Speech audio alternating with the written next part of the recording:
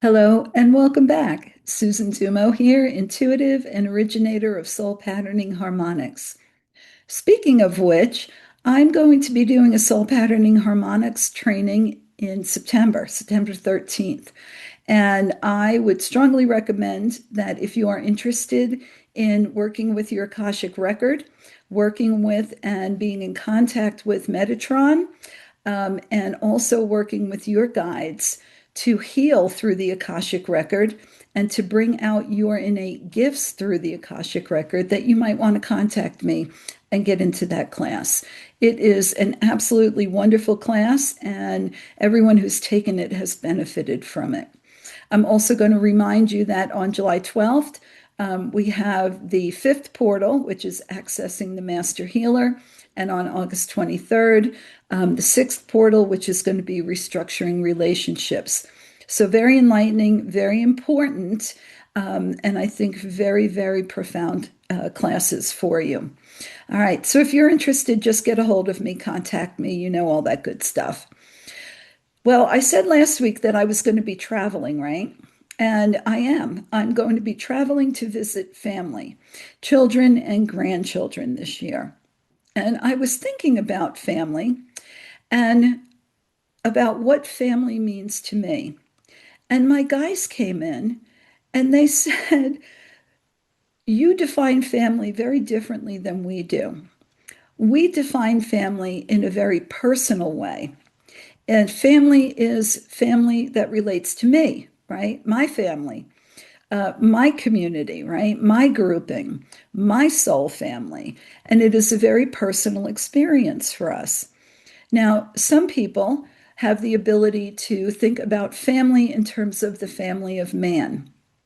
And I will say that when we are talking about the family of man, we want to be very careful. And I say that because we have a tendency to project our personal preferences and our personal ideas and beliefs onto the family of man. And in our minds, everybody gets homogenized. Everybody acts the way we think they should, and everybody believes the way that we do. And a lot of times there isn't a lot of diversity in our thinking about that. And so we want to just step back and consider that when we're thinking about the family of man. But when I was talking to my guys, their concept of family is not about who you were physically born to, because obviously they're not physical. It is more a feeling of shared purpose. It is more a feeling of community, right? Of shared community. And a lot of it does revolve around purpose. A lot of it revolves around um, uh, working in harmony, working together, accomplishing things as a group, not a hive mind like the Borg or anything like that, but being in community and harmony, shared focus, right? Shared intents. And so family to them is more of a more historical, right? So family can mean we're all from Pleiades, or it could mean we are from Arcturus, right? And there's a familiar sense in that, but not the way that we talk about it, right? Now, of course, there are other planets, races, and stars where family has more of a feeling like ours, right? When there are family units, family clusters, right? And so that's more so for individuals existing in different planets, stars, dimensions, densities, right? The ones that I'm talking about are my guys, right? Our guides, our guardians, our assistants, right? All of our unseen helpers.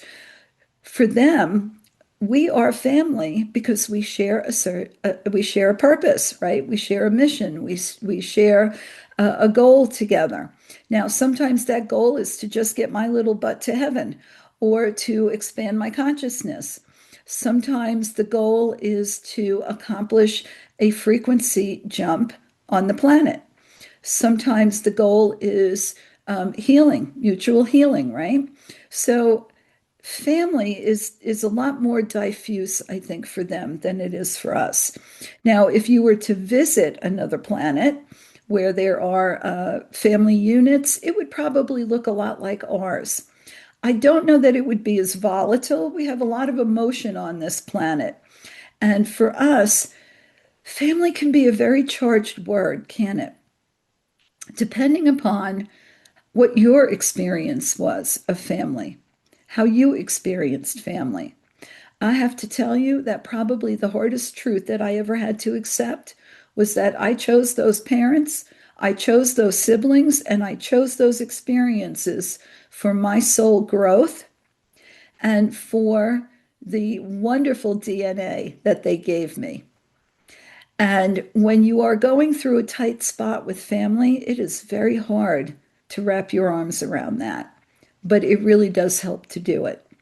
And you can ask my children, because I have told them many times when they were upset with me, well, you chose me. And I put it right back on them. You picked me, you worked your butt off to get into my house, and here you are. So now you're kind of stuck with me. Um, and that just kind of lightens everything, right? Hopefully. Then there is the family that we make, right? If family was phenomenal for you, that's great. You've got a wonderful blueprint, and that's fantastic. For many people in the world, some of the most horrible things that happened to them occurred in family or under the umbrella of family. And what does that mean? That means that these souls came here to experience, to understand, and to heal and work through those experiences. Many times we see that family issues and blessings are generational. And so as we heal ourselves, we heal the generations. And you'll hear a lot of times people talking about healing the bloodline. My guys have shown me very clearly that when we heal ourselves in any way, shape, or form, it creates an energetic shift. And we know that energy expands in all directions across all time and space. And so when I am able to forgive, my cousin, my uncle, whoever, and really let that go, then that opens up that frequency and sends it forward for everyone that comes after me and backward for everyone who's come before me. And so that's what we mean when we talk about healing the bloodline. Most of the people who are on a spiritual path at this time and in this life have come here to not only heal themselves, but to heal their ancestral bloodlines. And so it makes the healing more dense, makes it a little more difficult, right? Because you're not just healing that betrayal that happened 2 years ago. You're healing every single betrayal that ever happened in the past and in the future. And so that adds a lot of weight to it. And that makes it a lot more dense and can take a lot longer. And that's okay, because we know that anything that is gained in any lifetime is never lost. It is never lost. It goes right into your soul, it goes into your record, your book of life, and it's written there.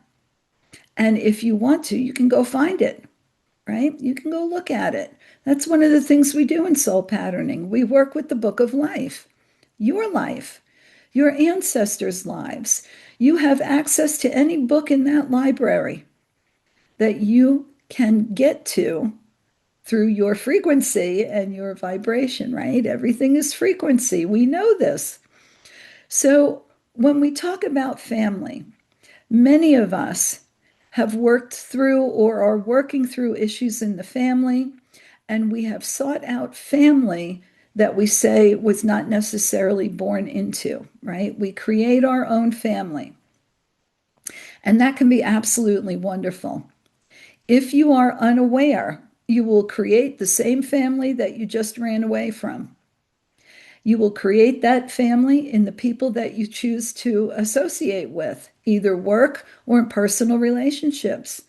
If you have an issue with your mother, you will find a strong female friend or boss or coworker who is your mother, and you will react to that person as if they are your mother, and they will behave like your mother.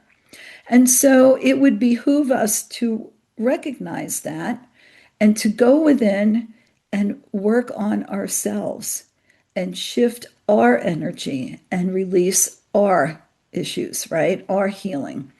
We do that, as you know, through forgiveness. We do that through energy work, right?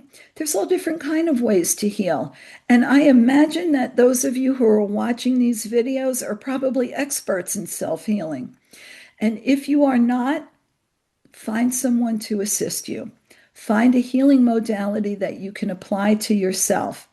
I have been teaching healing modalities, oh my goodness, for the last, I don't want to say how many years, since the 90s. We'll just say since the 90s. I have been teaching healing modalities. I only teach healing modalities that you can apply to yourself and others. There are healing modalities out there that you can only do to others, which means you have to go to someone else. I don't like that. I want to be empowered to do it for myself. I don't want to be dependent on someone else to fix me. But I will call in a majority of individuals to support my healing process. For me, that could be a chiropractor, that could be an acupuncturist, it could be a nutritionist, it could be a massage therapist, right? And sometimes it can be a physician. So you have to know your healing process. If you don't have a healing modality for yourself, well, contact me. Find something that works for you because you're going to want to hear that. You're going to have that in your toolbox. If we cannot heal the things that come up within us, we're stuck and we can't make that forward progress. So as you look at family, as you look at the family that you've created, understand that you have pulled them into you just as you have pulled your parents and your siblings into you and your extended family. They are there to support your learning, to support your experience, and you're there to support theirs.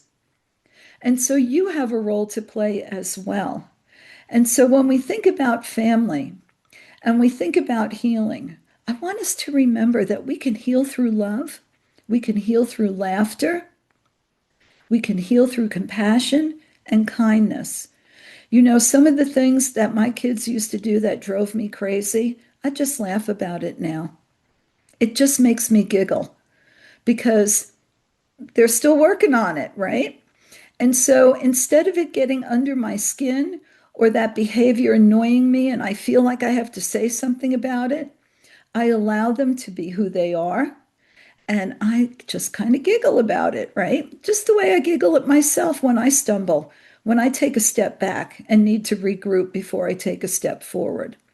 Everyone has their own learning curve. Everyone has their own process, even our children. And as much as we may want to guide it, control it, push it, it's their process. And we have to allow them to have it. And that goes for their little children as well. There is nothing more joyous than being a grandparent because you're not attached. They're not a reflection of you. You're not the person who has to guide them and be responsible for them. It's sheer pleasure. And if we could only take that attitude with our children before we get to grandchildren, probably be a lot better, right?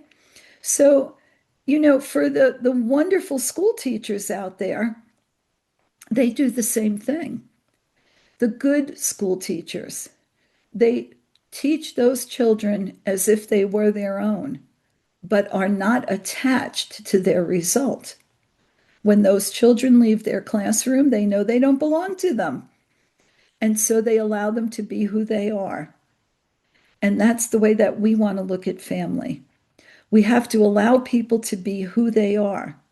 Now, if they are acting who they are in a way that is unpleasant or unhealthy or uncomfortable with us, then we remove ourselves from that situation.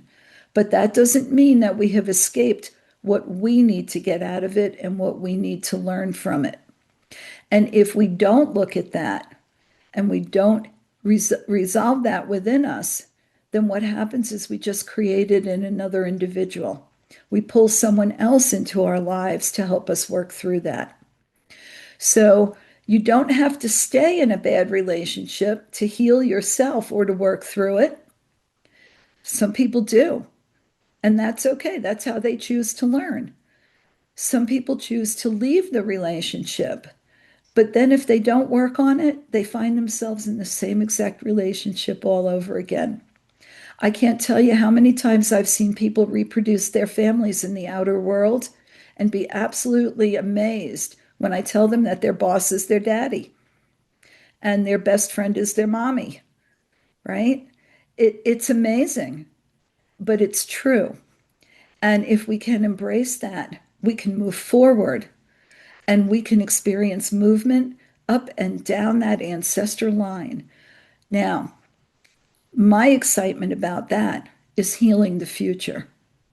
Yes, I want to heal my ancestral bloodline and go all the way back to the very beginning. And I can turn within and look back and see that line go all the way back, all the way back. And I know that they are loving me and supporting me. My excitement, however, is looking forward and knowing that everything that I do in the now is going to have a positive outcome for those who have yet to come. And I find that very exciting. So that's our message about family. Who is your family? How do you define family? What does family look like for you?